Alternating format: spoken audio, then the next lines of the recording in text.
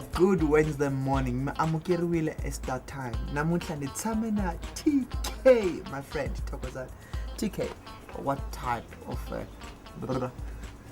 I'm gonna start from TK. TK, what type of a kid were you when you were in grade 11, 12? Naughty, quiet, nerd? I was a sports jock who didn't put too much effort into academics. Sorry to say, but not to send a wrong impression, but things came easy. I was one of those kids. You give me 2 hours, I read the whole book, and I can go write a final year exam for you. So mainly I put more effort into the sports side of things until the matric finals. That's when I realized that, this is the make or break here. You want your name to be on that newspaper, so you put in a bit more effort. And yeah, so that's the school aspect of it. I was not so much academically inclined, but getting into university and applying yourself more diligently to your studies, you certainly learn the disciplines that help you in other aspects of life after studying. Let's go back a few years. Back when you were in grade 12, it's Feb, and you know that this is it, make or break. What went through your mind, and how did you motivate yourself to stick around?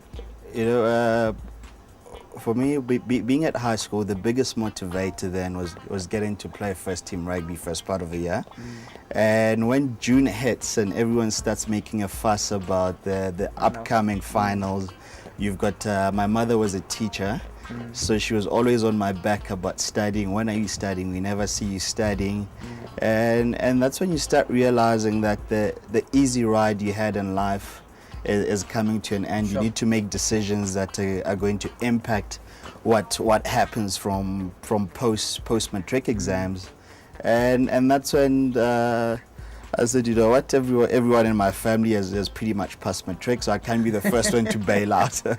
and I applied myself a bit more, put a bit more attention to it. I had an idea of what I wanted to study already. The university applications had been submitted, and it was just a question of getting to that December-January period and know what's happening and start the journey that's still continuing today. Let's look at December or November matric and Feb, March the following year when you were at varsity.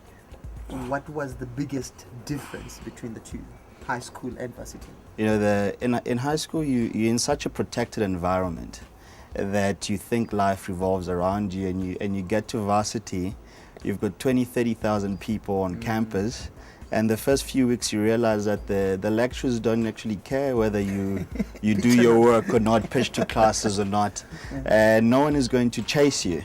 So I mean, the first 6 months of varsity until your first semester exams, you pretty much tend to be lost in the moment. It's like a rabbit caught in the headlights.